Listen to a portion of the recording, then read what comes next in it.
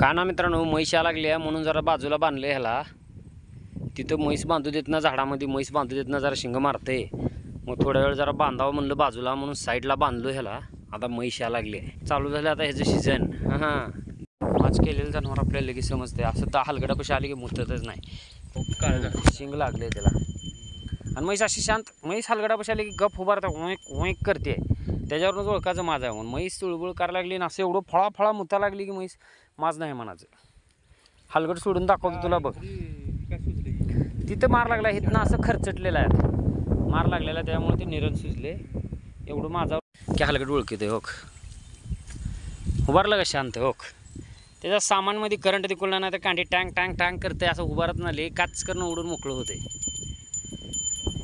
जोर जबरदस्ती करण्यात मजा नाही, माझं नाही. येईल 21 दिवसात माझ्यावर इथे. तिला चारा पावडर ती. पण शाणा सुरता गड्या, तुला मशीनं माझ केलेला कळायला पाहिजे.